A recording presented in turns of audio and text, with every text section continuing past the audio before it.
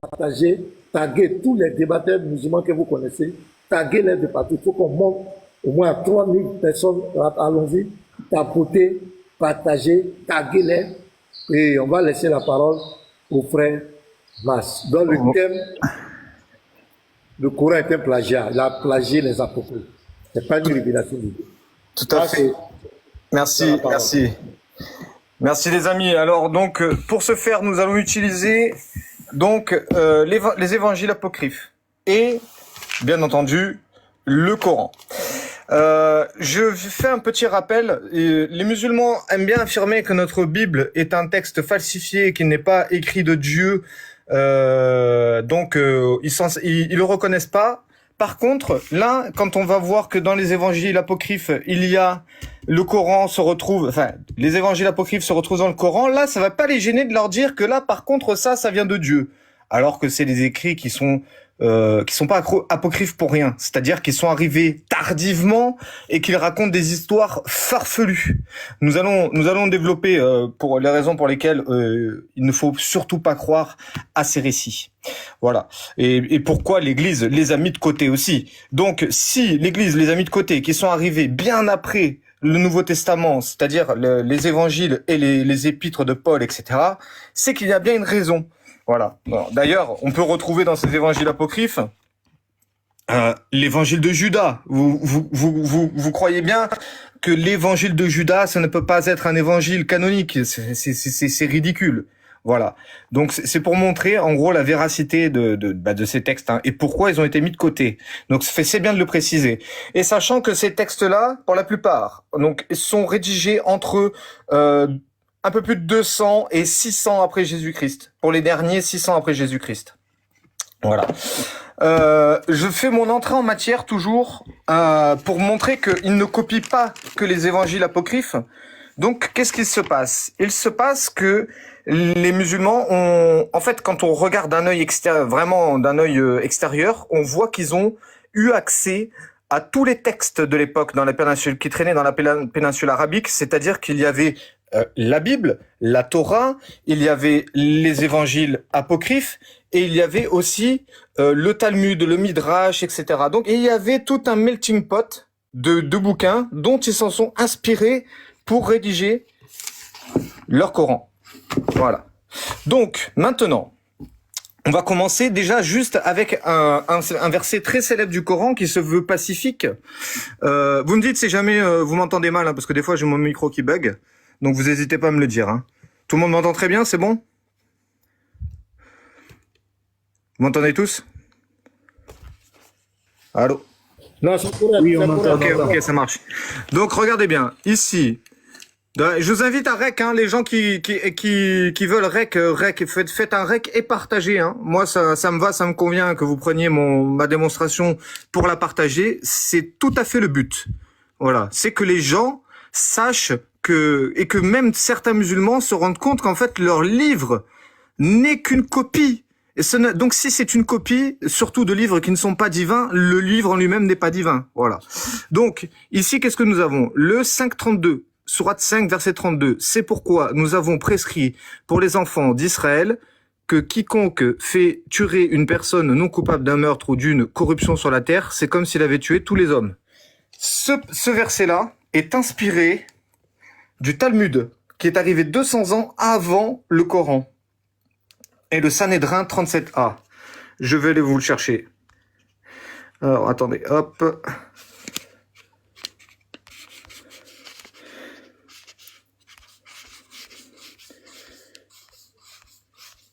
Un peu de patience. Et voilà. Donc, ici, nous retrouvons le Talmud de Babylone, Sanhédrin 37a, rédigé 200 ans avant le Coran. Donc, c'était un manuscrit qui circulait dans la péninsule arabique. Hein. Donc, qu'est-ce que nous avons? Quiconque fait subsister une âme d'Israël, l'écriture le lui compte comme s'il avait fait subsister tout un univers. Donc voilà, c'est à quelques mots près, un copier-coller du verset du Coran de la sourate 5, verset 32. Voilà. Donc, encore une fois, il faut demander aux musulmans, en fait non, on leur demande pas, il faut leur expliquer que un Talmud qui est un texte qui est écrit par des rabbins, comment se fait-il qu'on retrouve des textes du Talmud dans le Coran, sachant que ce n'est même pas si c'était un passage du Talmud inspiré, par exemple, qui vient réciter un passage de la Bible, bon, comme on peut, par exemple, citer dans Genèse où Dieu dit faisons l'homme à notre image et à notre ressemblance, pour faire de la théologie sur l'homme et Dieu. Là, on peut valider le texte parce qu'il est tiré de la Torah. En revanche, là, ce passage-là n'existe nulle part ailleurs d'autre que dans le Talmud. Voilà. Bon, ça, c'est pour montrer déjà qu'il n'y a pas que les apocryphes. Voilà. Maintenant, on va continuer. Alors, tac, excusez-moi.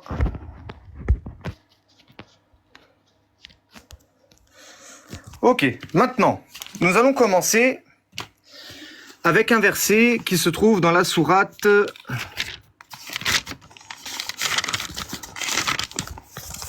dans la sourate 3, Al-Imran, sourate 3, verset 49. Ici, cela parle de Jésus, enfin de Issa, pardon. Faire bien la différenciation entre Jésus et Issa, qui Issa, dans le Coran, n'est pas le Issa de la Bible. Le Jésus de la Bible, pardon. Nous allons voir pourquoi. À la fin, je vous expliquerai pourquoi. Là, ce que je vais vous expliquer, c'est que à partir d'ici, on a presque du copier-coller de textes qui se retrouvent dans les apocryphes. Je les ai déjà vus arriver, me dire oui, mais c'est parce que vous, l'Église, vous avez rejeté les apocryphes parce qu'en fait ils sont source de vérité, etc., etc. En fait, ils sont la vérité, les apocryphes. Ok, d'accord. Enfin, en tout cas, dans les apocryphes, Jésus est Dieu, et en plus de ça, quand on recopie une histoire tirée d'un apocryphe, il faut la recopier à l'identique. Quand on la modifie, c'est un mauvais plagiat. Je vais vous expliquer. Donc, écoutez bien. Ici, nous avons le verset suivant. Pour vous, je forme de la glaise comme la figure d'un oiseau, puis je souffle dedans, et par la permission d'Allah, cela devient un oiseau. Donc ici, nous avons Issa, qui fabrique des oiseaux d'argile et leur donne la vie. Une histoire qui est très étrangement ressemblante à la création d'Adam et Ève, d'accord, enfin d'Adam surtout. Hein. On prend donc c'est déjà un plagiat d'un plagiat. Voilà. Donc déjà, ça, c'est la création de l'homme par Dieu. C'est-à-dire que Dieu récupère de l'argile, il insuffle le souffle de vie dans l'argile et cela devient un homme vivant. C'est exactement la même histoire, mais sauf que là, c'est pour des oiseaux. Et avec Jésus. Ça pourrait même, entre guillemets, montrer la divinité de Jésus. Enfin bon. Du coup, ici, nous avons la même histoire un peu plus loin.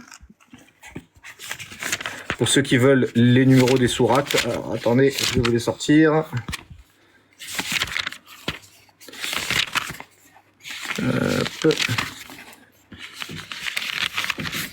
La sourate 5, verset 110. Ici, Jésus, bon là ici il dit Jésus, mais c'est bien Issa. C'est Issa qui est écrit en arabe. Donc voilà, Jésus. Au berceau, tu parlais aux gens tout comme à ton âge mûr.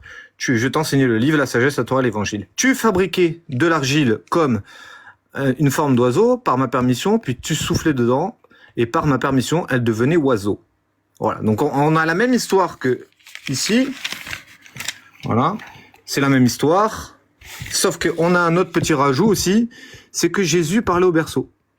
Or, dans la Bible, Jésus, à aucun moment, il est dit qu'il parle au berceau. À aucun moment. Nulle part. Et cette histoire de Jésus qui parle au berceau, eh ben, on va la retrouver dans les apocryphes, ainsi que les oiseaux d'argile. Démonstration.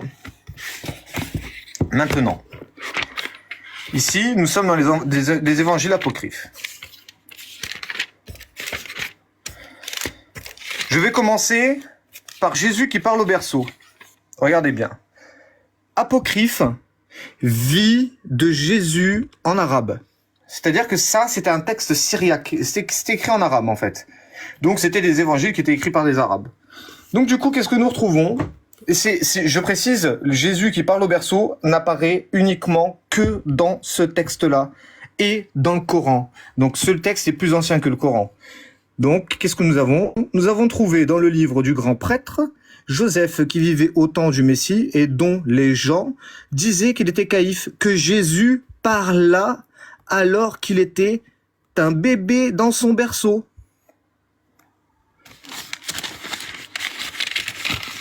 On revient récupérer le texte.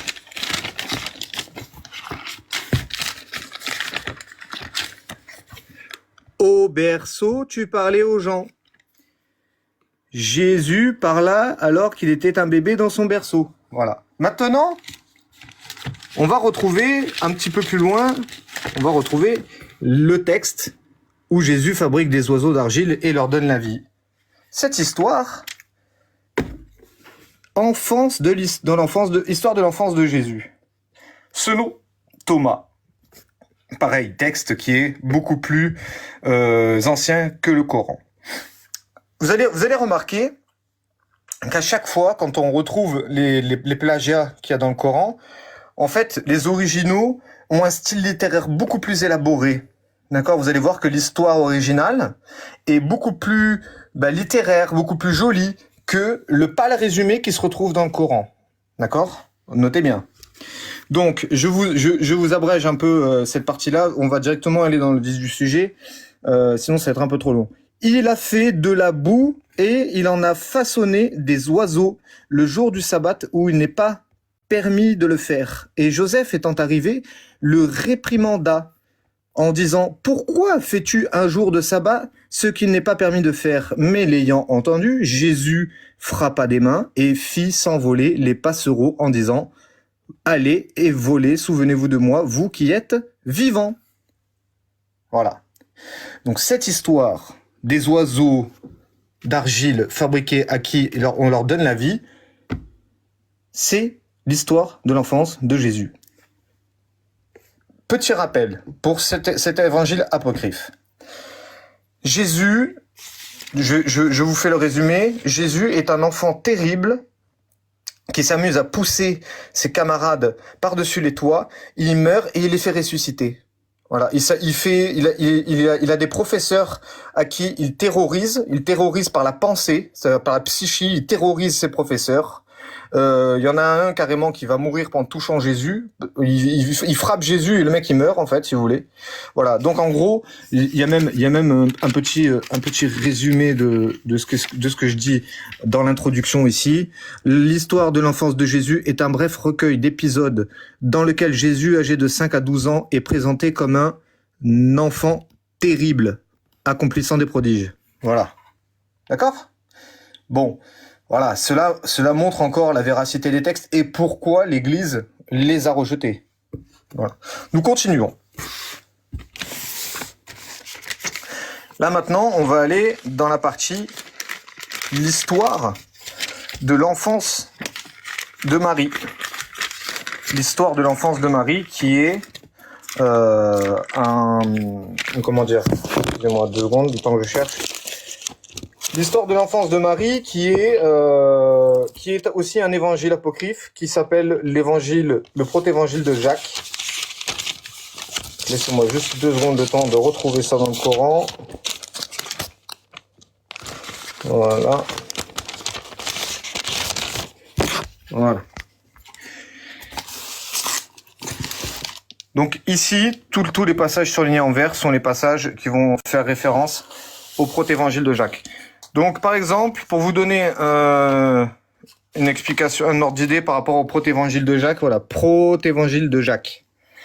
Ceux qui ont vu le film Marie sur Netflix et qui ont trouvé ça complètement zinzin, complètement n'importe quoi, eh ben c'est tiré de ce protévangile. Notamment, on retrouve Anne et Joachim, les parents de Marie, qui se retrouvent, enfin, Joachim va dans le désert, et va prier pendant 40 jours. Anne est une vieille femme et ainsi que son père Joachim aussi est un vieil homme qui ne peuvent pas enfanter. C'est une histoire similaire, en fait, à Abraham et Sarai. Voilà. Ils sont stériles, ils sont vieux, ils peuvent pas enfanter. Marie est un miracle. Voilà. Donc, nous allons tout de suite comprendre pourquoi ça a encore piqué des évangiles apocryphes. Ici, nous avons la mère de Marie qui s'appelle Anne, mais ici il s'appelle pas Anne, et son père s'appelle Imran dans le Coran, qui s'appelle Joachim dans le comment ça s'appelle, qui s'appelle Joachim dans l'évangile apocryphe. Seigneur, je t'ai voué en toute exclusivité ce qui est dans mon ventre, accepte-le donc de moi. Voilà. Donc ici, on a Anne qui est enceinte, qui tombe enceinte de Marie, et donc, qu'est-ce qu'elle fait? Elle dit qu'elle va vouer Marie au Seigneur, vu que c'était un miracle et que c'est un enfant inespéré. Et maintenant, nous allons retrouver l'annonciation à Jeanne qui répond par une promesse. Donc en fait, l'ange vient voir Anne et lui annonce qu'elle va enfanter. Et elle dit, Anne répond, aussi vrai que je vis le Seigneur, si j'enfante soit un garçon, soit une fille, je l'amène en offrande à mon Dieu. Et il sera à son service tous les jours de sa vie. Donc en fait ici, on a la même promesse, c'est-à-dire qu'elle va vouer en toute exclusivité ce qui est dans son ventre à Dieu. Comme ici, exactement la même promesse. D'accord? Donc cette promesse se retrouve déjà ici. Ensuite, donc pour ceux qui veulent la sourate, c'est la famille d'Imran. Hein. Famille d'Imran, sourate 35 et 36. Ensuite, nous avons le verset suivant, 36. Puisque lorsqu'elle eut accouché, elle dit, Seigneur, voilà que j'accouchais d'une fille. Or, Allah savait mieux ce dont elle avait accouché. Le garçon n'est pas comme la fille, je l'ai nommé Marie. Je la place ainsi que sa descendance sous ta protection contre le diable et le banni. Cette sourate-là se retrouve cette fois-ci dans la naissance de Marie. Toujours protévangile de Jacques. Environ 6 mois s'accomplir, et le 7e mois, Anne enfanta, et elle dit à la sage-femme, qu'ai-je enfanté? Et la sage-femme lui répondit, une fille. Vous voyez? Le Seigneur, voilà que j'ai accouché d'une fille. La sage-femme dit une fille. Voilà. Et elle accoucha. Et quand les jours furent accomplis, Anne se leva, machin, etc. Et donna le sein à l'enfant et l'appela du nom de Marie. Voilà. Donc, accouché d'une fille, tant que le garçon n'est pas comme la fille, je l'ai nommé Marie. Voilà. On continue. Cette fois-ci, donc là, vous voyez, c'est la même chronologie. Hein. Vous voyez, on a ici la chronologie comme l'annonciation, le Marie qui va dire que, enfin Anne qui va dire que Marie va être destinée à Dieu. Pareil ici, on continue un petit peu plus loin. Ici, elle va accoucher, oui, elle va être nommée Marie, là c'est pareil, et maintenant, on va avoir Marie qui est confiée à Zacharie, et qui va se retrouver dans le temple. Vu qu'elle est vouée à Dieu, Marie, eh ben, elle est en permanence dans le temple de Dieu. Donc ça, nous allons lire l'histoire suivante, pardon, excusez-moi. Écoutez bien. Son Seigneur l'agréa, lors d'un bon agrément, la fit croître en belle croissance. Il en confia la garde à Zacharie. D'accord? Chaque fois que celui-ci entrait auprès d'elle dans le sanctuaire, il trouvait près d'elle de la nourriture. Il dit, ô Marie, mais d'où te vient cette nourriture? Elle dit, cela me vient d'Allah. Il donne certes la nourriture à qui il veut sans compter. Voilà. Maintenant, nous allons ici. Marie qui rentre au temple. Voilà. Donc Marie était une gamine de 3 ans qui était dans le temple. D'accord? Et on voit ici que bien Marie était bien sous la garde de Zacharie. Donc qu'est-ce qu'on a maintenant? Or, Marie demeurait dans le temple chaque fois que celui-ci rentrait près d'elle dans le sanctuaire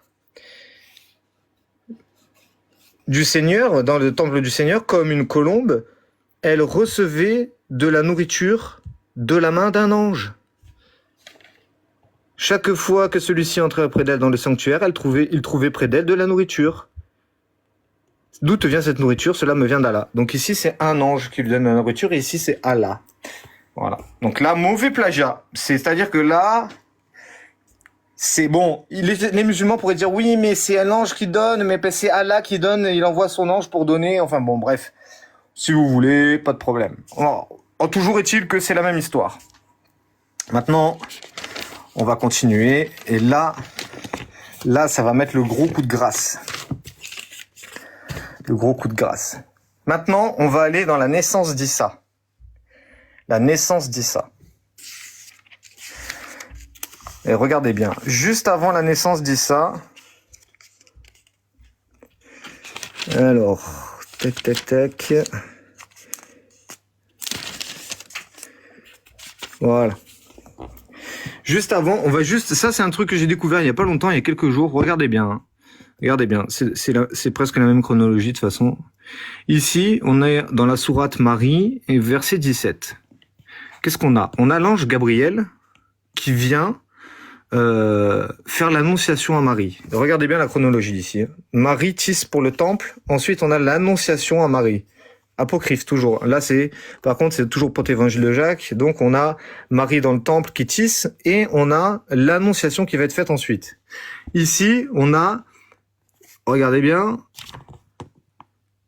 il a mis entre elle et eux un voile, nous lui envoyâmes il mit entre elle et eux un voile. Nous lui envoyâmes notre esprit Gabriel qui se présenta à elle sous la forme d'un homme parfait, pardon.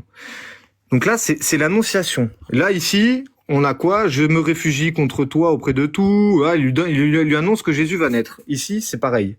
Réjouis-toi, pleine de grâce, etc. Donc ici, qu'est-ce qu'on retrouve? Marie qui tisse pour le temple. Or, il y eut un conseil de prêtres disant, faisons un voile pour le temple du Seigneur. Elle mit entre elle et eux un voile. Donc là, on va carrément raconter l'histoire du voile. Ici, Marie tisse pour le temple. Je vais pas la faire tout entière, l'histoire, mais regardez.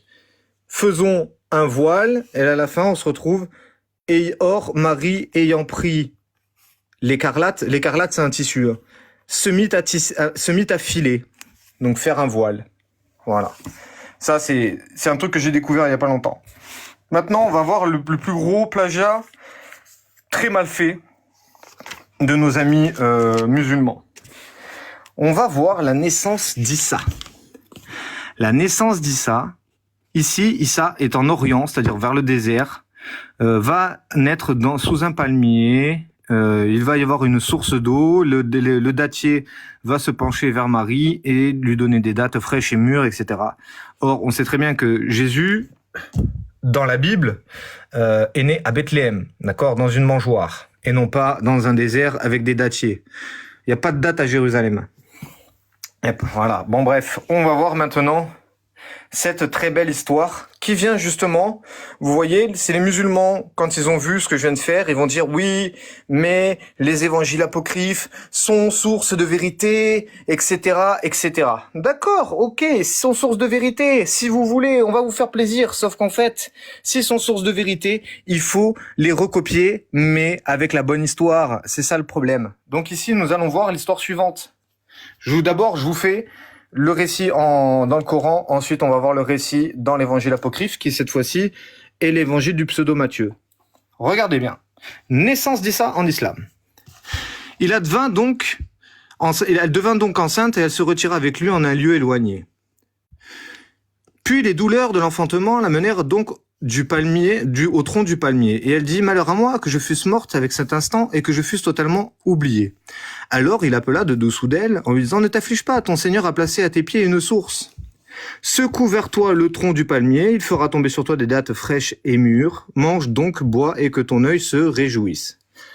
Donc vous allez voir qu'ici, nous avons plusieurs points clés qui vont correspondre avec ce que je vais lire juste après. Puis les douleurs de l'enfantement l'amenèrent au tronc du palmier. Donc ici, on a une notion de douleur, on a une notion et on a le palmier. Ensuite, il va y avoir cette histoire de source qui va jaillir du palmier, et ensuite des dattes fraîches et mûres qui vont être données à Marie, et ensuite ils vont se réjouir. Voici l'histoire maintenant de comment la palme s'inclina jusqu'aux pieds de Marie. Sauf que cette histoire, ce n'est pas la naissance de Jésus, c'est l'histoire de la fuite de la Sainte Famille en Égypte, dans l'évangile du pseudo-Matthieu. Et Jésus est déjà né. Ici, il y a l'ange Gabriel qui vient dire à Joseph, prends Marie et l'enfant et prends la route du désert, rends-toi en Égypte. C'est-à-dire que là, c'est la fuite de la Sainte Famille pour éviter que le roi Hérode zigouille Jésus. Parce que c'est ce qu'il veut, il va zigouiller tous les nouveau-nés. D'accord? Donc ici, nous avons la fuite de la Sainte Famille. Jésus est déjà né. Arrivé à une grotte où il voulait se reposer, Marie descendit de sa monture et s'assit avec Jésus sur les genoux. Donc Jésus est déjà né. Ah, maintenant on continue, c'est un petit peu plus loin l'histoire. Et maintenant, regardez bien. Je récapitule.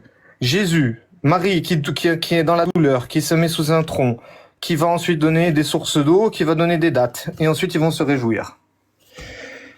Mais 2 jours après leur départ, il advint que Marie, dans le désert, souffrit de l'excessive chaleur du soleil, et voyant un palmier, elle désira se reposer un peu à son ombre. Vous avez bien vu? Mais 2 jours après leur départ, il advint que Marie, dans le désert, souffrit de l'excessive chaleur, et en voyant un palmier, elle désira se reposer. Donc toujours cette notion de douleur et de palmier, voilà. Joseph s'empressa de la conduire près du palmier et la fit descendre de sa monture. Et après que Marie se fût assise, levant les yeux vers le feuillage du palmier, elle vit qu'il était chargé de fruits. Et elle dit, « Oh, s'il était possible que je puisse goûter des fruits de ce palmier. » Et Joseph lui dit, « Je m'étonne que tu dis cela, alors que tu vois combien ce palmier est très haut. Mais toi, tu songes aux fruits du palmier, mais moi, je songe à l'eau qui manque déjà dans nos outres. Et nous n'avons pas de quoi les remplir et nous désaltérer. » Alors le petit enfant Jésus, assis sur les genoux de sa mère la Vierge, s'écria et dit au palmier, « Arbre, incline-toi et restaure ma mère de tes fruits. Secoue vers toi le tronc du palmier. » Vous voyez ? Ensuite, tac, tac, tac. Lors de celui-ci de s'incliner, alors Jésus dit, « Redresse-toi, palmier, fortifie-toi et sois le compagnon des arbres que je possède dans le paradis de mon Père. Fais jaillir de tes racines les sources cachées, et que de l'eau à notre satiété en coule. » Et aussitôt, le palmier se redressa, et d'entre ses racines, des sources d'eau limpides, fraîches et très douces se mirent à couler. Donc voilà, source, fruit, et ensuite, voyant couler ces sources d'eau, ils se réjouirent. Voilà, et ils se réjouissent. Voilà. Voilà l'histoire.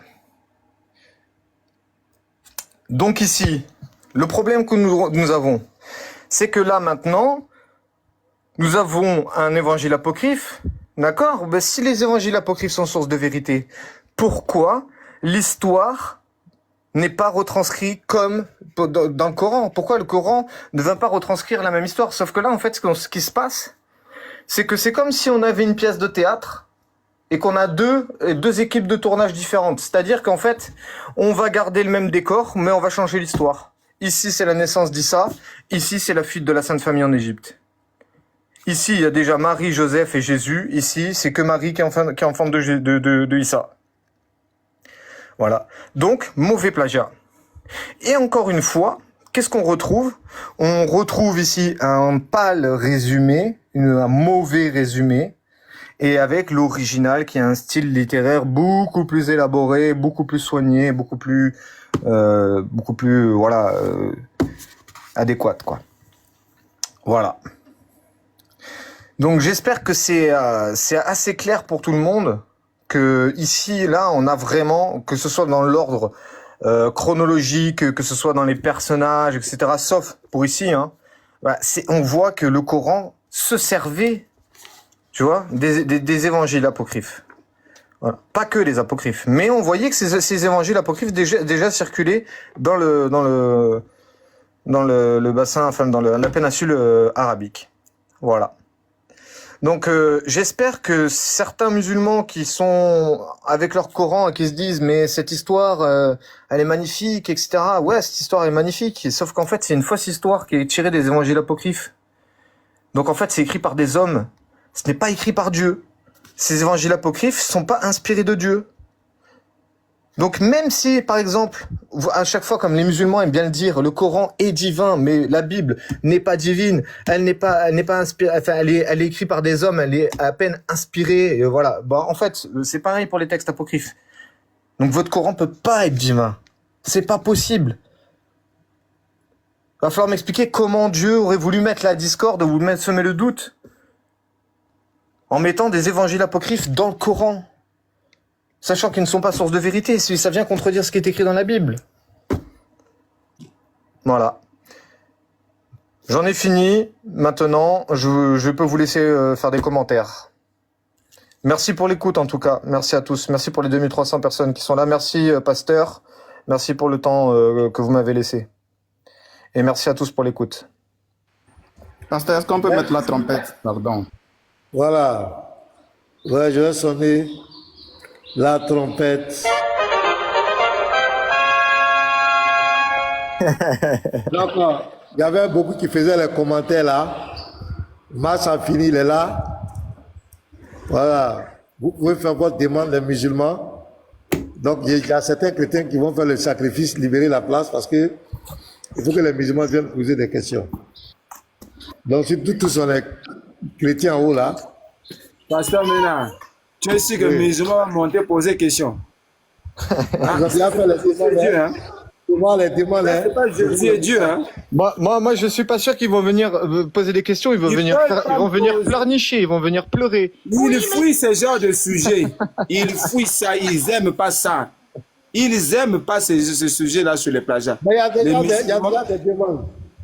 Ok. Il y a des On demandes. va voir tout le monde. Il y a des demandes. Ce qu'on va faire, on va écouter rapidement Faveur de Dieu. Ensuite, on fait la rotation. Merci en tout cas. Merci pour l'écoute. Oui, merci beaucoup. On sera très, très bref. Voilà, très bref. Moi encore, je continue toujours pour remercier toute l'équipe, tous les chrétiens, tous les frères musulmans qui cherchent la vérité, pour leur dire que la vérité, c'est dans le Seigneur Jésus. Et si tu en doutes par rapport à ce qu'on t'a appris, voilà, le Coran, consulte ceux qui lisent le livre. Et c'est ce que nous sommes en train de faire. Nous sommes en train de même obéir au Coran. Voilà, parce que c'est nous qui devons vous enseigner, voilà, la parole, si vous êtes en doute, conformément à la sourate 10:94. Voilà, donc c'est pour lancer l'appel. Le frère Yoshua lui-même, il est là. Il y a 2000 personnes en ligne. Donnez une petite lucane pour que les pages du frère Yoshua et du frère apôtre, mettez les liens, si possible, pour que les frères puissent s'abonner à ces pages-là. Parce que ça doit être, on fait un enseignement audio, tout ça, mais les frères doivent aller se former, prendre la documentation pour que nous puissions dupliquer l'enseignement, voilà, pour qu'ils aient des supports. Et ces supports-là sont déjà disponibles sur le site du frère apôtre, sur le site du frère Yoshua. Donc, ouvrez des petites lucanes. Donc, Si moi, si c'est vous ça. en veulent aussi sur mon mur, je poste régulièrement les plagiats comme ça, donc ils sont accessibles aussi sur mon mur pour ceux qui le veulent.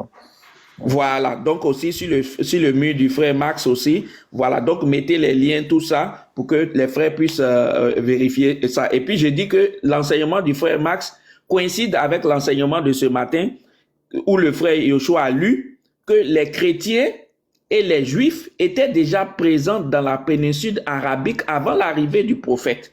Et donc, ça confirme que le prophète et ses, comment on appelle ça, ses enseignants, que ce soit comment il s'appelle là, comment il s'appelle, Oura, pourquoi son nom m'échappe encore, ce gars, Oura, le beau-père de,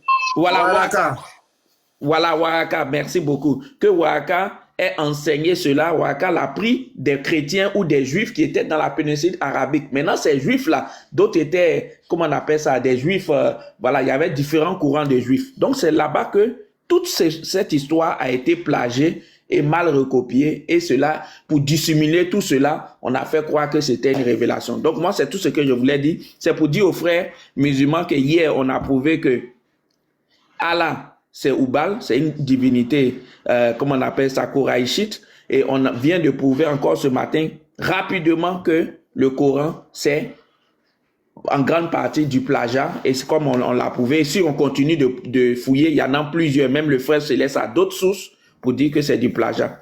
Donc, si tu en doutes, viens au Seigneur Jésus. Et ceux qui veulent donner leur vie, le frère apôtre, il a l'habitude de faire, il va lancer l'appel. Shalom, shalom, et moi je vais descendre. Merci beaucoup, frère. Merci beaucoup. Donc, on va faire monter l'ami qui est musulman.